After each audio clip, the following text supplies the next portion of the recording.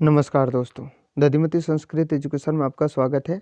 दोस्तों, रीट की परीक्षा बहुत ही नज़दीक है और लगभग 25 दिसंबर जो है तारीख फिक्स कर दी है। उसी सिलसिले में रीट से संबंधित सारी सामग्री हम समय-समय पर लेकर के यहाँ उपस्थित होते हैं। और दोस्तों, इस समय लगभग 2000 प्रश्नों का संकलन है हमारे पास, जो शिक्षा मनोविज्ञान से संबंधित है। इसी तरीके से 2000 प्रश्नों का संकलन सामाजिक विज्ञान और हिंदी और संस्कृत के भी हम लेकर के उपस्थित होने वाले हैं।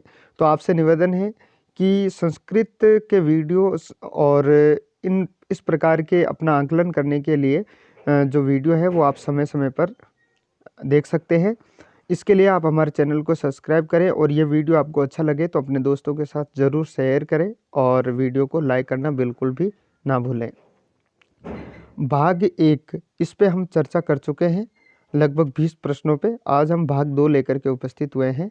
यदि आपने भाग 1 नहीं देखा है तो आप हमारे डिस्क्रिप्शन बॉक्स में जाकर के भाग 1 देख सकते हैं और बारी-बारी से इसी तरीके से भाग 3, 4 और जितने भी जो 2000 प्रश्न हैं हम लेकर के उपस्थित होंगे। तो दोस्तों, शुरू करते हैं आज का ये वीडियो। और ये वीडियो आपको कैसा लगा, क्या इससे अधिक प्रश्न और डालने चाहिए, वो आप हमारे कमेंट बॉक्स में जाकर के ज़रूर कमेंट करें। तो दोस्तों, शुरू करते हैं आज का ये वीडियो। भाग 2। कोहलर निम्न में से किससे संबंधित है? ये शिक्षा मनोविज्ञान की सीरीज चल रही है और इस पे हम चर्चा कर रहे हैं। तो यहाँ पर ये कहा गया है, पहला प्रश्न, कोहलर जो है वो किससे संबंधित है? अधिगम के सिद्धांत से, अभिप्रेरणा, विकास का सिद्धांत या व्यक्तित्व का सिद्धांत? तो हम ये जानते हैं कि कोहलर कोफ्का जो है वो विकासवादी सिद्धांत से जो गेस्टाल्टवादी सिद्धांत है उससे संबंधित है। और देखते हैं इसका सही उत्तर क्या होना चाहिए। आप हमारे कमेंट बॉक्स में जाकर के कमेंट कर सकते हैं। जी हाँ, इन्होंने अधिगम के सिद्धांत को बताया था और अधिगम का जो सिद्धांत है सीखने का और सूझ का जो सिद्धांत है वो कोहलर ने गेस्टाल्टवादियों ने मिलकर के दिया था। शुरू करते हैं अगला दूसरा प्रश्न। क्रिया प्रसूत अनुबंधन सिद्धांत का प्रतिपादन किसने किया? क्रिया प्रसूत अनुबंधन का सिद्धांत, क्रिया प्रसूत जो है वो हल ने दिया, स्किनर ने, थॉर्नडाइक ने या हेगार्टी ने? तो देखते हैं इसका सही उत्तर क्या है। जी हाँ, स्किनर ने जो है क्रिया प्रसूत अनुबंधन का सिद्धांत दिया था। तीसरा प्रश्न है, बुद्धि के तरल क्रिस्टलीय प्रतिमान के प्रतिपादक कौन थे? बुद्धि के तरल क्रिस्टलीय प्रतिमान के प्रतिपादक कौन थे? थॉर्नडाइक, वर्नन, केटल या स्किनर? देखते हैं इसका सही उत्तर क्या है। जी हाँ, इसका सही उत्तर है केटल। केटल ने जो है बुद्धि के तरल क्रिस्टलीय प्रतिमान का सिद्धांत दिया था।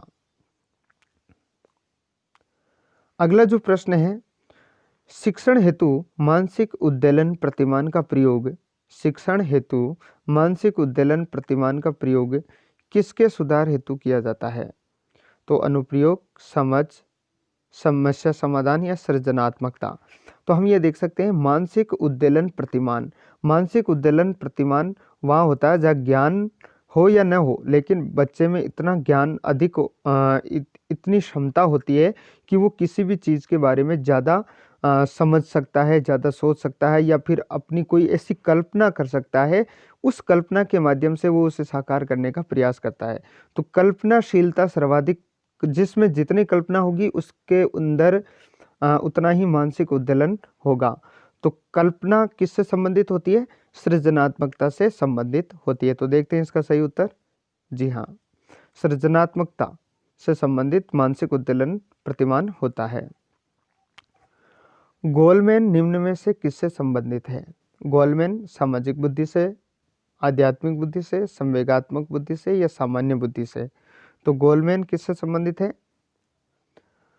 संवेगात्मक बुद्धि से। तो गोलमैन ने जो है संवेगात्मक बुद्धि के नियम दिए हैं।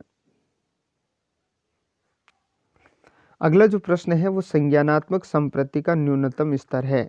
संज्ञानात्मक संप्रति का न्यूनतम स्तर है। बोध, ज्ञान, अनुप्रयोग और विश्लेषण? तो देखते हैं इसका सही उत्तर क्या है। जी हाँ, संज्ञानात्मक संप्रति का सबसे न्यूनतम स्तर ज्ञान होता है। अगला प्रश्न है, एक बालक जो साइकिल चलाना जानता है वह मोटरसाइकिल चलाना सीख रहा है। यह उदाहरण होगा क्षैतिज अधिगम का, द्विपार्श्विक अधिगम का, ऊर्ध्व अधिगम का, या इसमें कोई अधिगम अंतरण होगा ही नहीं। तो अधिगम अंतरण तो जरूर होगा क्योंकि वो साइकिल चलाना जानता है, अब वो मोटरसाइकिल चलाना सीख रहा है तो ये आगे बढ़ रहा है। तो क्षैतिज नहीं होगा, यह होगा ऊर्ध्व अधिगम अंतरण। देखते हैं इसका सही उत्तर क्या है। जी हाँ, ऊर्ध्व अधिगम अंतरण का ये सिद्धांत है। अगला जो प्रश्न है वो भारतीय संविधान के किस अनुच्छेद में 6 से 14 वर्ष तक की आयु के बालकों के लिए निःशुल्क व अनिवार्य शिक्षा का अधिकार शामिल किया गया है। तो 6 से 14 वर्ष तक के जो बालक हैं उनके लिए निःशुल्क व अनिवार्य शिक्षा का जो अधिकार है वो कौन से अनुच्छेद में है। तो 21A में जोड़ा गया, 26 में, 15 में और 26 में। ये प्रश्न कई बार परीक्षाओं में पूछा भी जा चुका है। राजनीति विज्ञान के संबंध में भी पूछा जाता है और शिक्षा मनोविज्ञान में भी ये प्रश्न कई बार पूछा जाता है। तो ये बाद में इसको जोड़ा गया था 2003 में, तो अनुच्छेद 21A। निम्न में से कौन सा विस्मृति का कारण नहीं है। निम्न में से विस्मृति यानी भूलने की कौन सी जो भूलने का कारण नहीं है। तो सीखने की कमी, मानसिक द्वंद, स्मरण करने की इच्छा, या सीखने की दोषपूर्ण विधियाँ। तो दोस्तों विस्मृति यानी कि अपने दिमाग में कोई चीज़ चल रही है और वो यदि वहाँ से चली जाती है, हट जाती है, तो उसका केवल एक ही कारण है, एक कारण नहीं हो सकता, स्मरण करने की इच्छा। यदि वो याद रखने की इच्छा करता है तो ये उसका कोई कारण नहीं होता है। तो देखते हैं इसका सही उत्तर।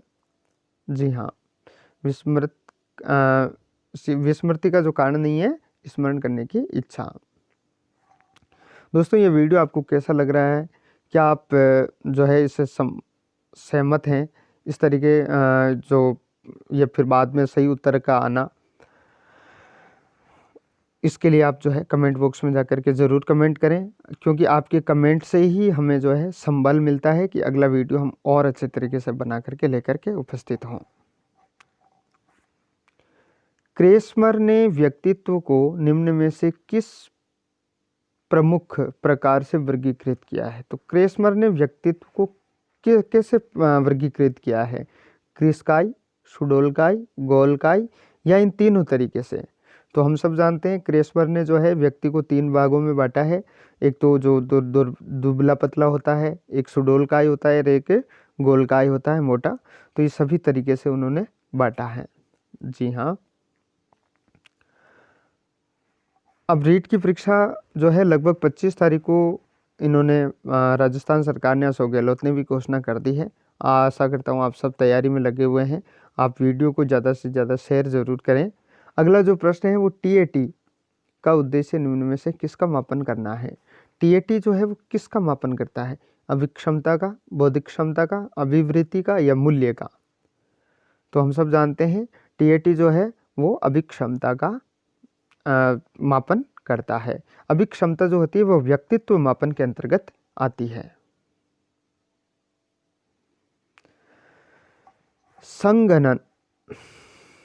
संगणन का सिद्धांत निम्न में से किसकी व्याख्या करता है। तो संगणन का जो सिद्धांत है वो स्मृति की व्याख्या करता है। संगणन का सिद्धांत स्मृति, याद की व्याख्या करता है।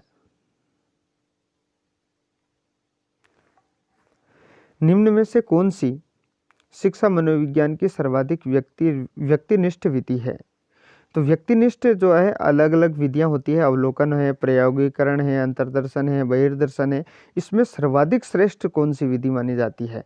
तो सर्वाधिक जो श्रेष्ठ विधि मानी जाती है, हालांकि इसके बहुत सारे दोष हैं, लेकिन फिर भी मनोवैज्ञानिक इस विधि को सर्वाधिक अच्छी मानते हैं, अंतर्दर्शन, क्योंकि व्यक्ति जो है वो अपने बारे में सबसे ज़्यादा जानता है। अल्बर्ट बांडुरा निम्न में से किससे संबंधित है। अल्बर्ट बांडुरा जो है वो व्यवहारवादी सिद्धांत से संबंधित है, या संज्ञानात्मक विकासवादी सिद्धांत से संबंधित है, मनोलैंगिक विकास से संबंधित है, या अधिगम सामाजिक अधिगम सिद्धांत से संबंधित है। तो अल्बर्ट बैंडूरा ने, हम सब जानते हैं, सामाजिक अधिगम का सिद्धांत दिया था। अगला जो प्रश्न है वो है, अधिगम वक्र में पठार बनता है। अधिगम वक्र में पठार बनता है परिपक्वता के कारण, अभिप्रेरणा के कारण, थकान के कारण और अभिरुचि के कारण। अधिगम यानी सीखना। जब बालक कुछ सीखता है तो उसमें जो पठार आता है, सीखने का पठार कहते हैं जिसे, यानी कि वो कुछ सीखने में कठिनाई महसूस करता है या सीखने नहीं चाहता है, उस समय उसके सबसे बड़ा कारण क्या होता है? तो परिपक्वता इसका कोई कारण नहीं होता। परिपक्वता तो अधिगम का कारण होता है। अभिप्रेरणा भी अधिगम का कारण है, और अभिरुचि, जिसमें कोई अभिरुचि जागृत हो जाए तो वो भी पठार का कारण नहीं बनती है। लेकिन यदि बच्चा जो है, बालक यदि थकावट महसूस करता है तो थकान के कारण उसको अधिगम सीखने में कुछ बाधाएं उत्पन्न होती है। दर्पण चित्र परीक्षण। दर्पण चित्र परीक्षण किसको मापने हेतु प्रयुक्त होता है? अधिगम की गति, सृजनात्मकता, अभिरुचि या अधिगम अंतरण। तो दर्पण चित्र परीक्षण जो है वो किसके मापने के लिए प्रयुक्त होता है? जी हाँ, अधिगम अंतरण। अगला जो प्रश्न है वो cloud picture test. Cloud picture test निम्न में से किसके मापन हेतु प्रयुक्त होता है? क्लाउड पिक्चर टेस्ट निम्न में से किसके मापन हेतु प्रयुक्त होता है? बुद्धि, व्यक्तित्व, अभिक्षमता और अभिरुचि। तो क्लाउड जो पिक्चर टेस्ट है वो क्लाउड पिक्चर टेस्ट जो है वो व्यक्तित्व मापन के हेतु काम आता है। निम्न में से कौन सा शेष से भिन्न है? इनमें से कुछ चीजें हैं जो समान है और कुछ चीजें हैं जो है वो असमान है। तो देखते हैं, रेवेने का परीक्षण, टीएटी, टीपीएफ और ड्रॉ ए मैन परीक्षण। तो हम सब ये जानते हैं कि टीएटी, 16 पीएफ और ड्रॉ ए मैन परीक्षण ये जो है ये व्यक्तित्व मापन के लिए काम आता है, व्यक्ति का व्यक्तित्व मापन के लिए, जबकि रेवेने का जो परीक्षण है वो बुद्धि मापन के लिए काम आता है।